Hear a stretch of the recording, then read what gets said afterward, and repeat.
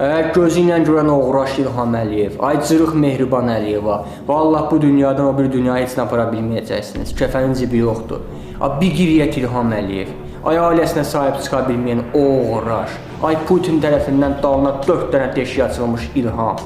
Sən həmən oğraşsan ki, hakimiyyətə gəlməkdən ötəri atanı Marazinkaya soxdun. Nə var hakimiyyətə gələcəksin. Amma hər şeyiniz var idi, milyardınız, milyonunuz vardı həmən vaxtı. Amma yenə gözünüz doymadı, çünki bir qiriyyətsən, oğraşsan.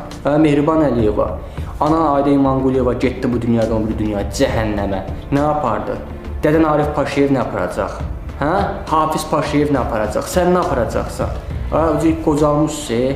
Vallahi bu dünya o dünya arasında sizin 2 addımınız yox, 1 addımınız qalıb. Kəsdə deyirsiniz ki, deyəm ki, bundan sonra 40 ildə yiyib dağıdacaqsınız. Maksimumundan sonra yaşayacağınız il maksimum deyirəm 10-15 il olsun. Sonra cəhənnəmə qərq olacaqsınız hamınız.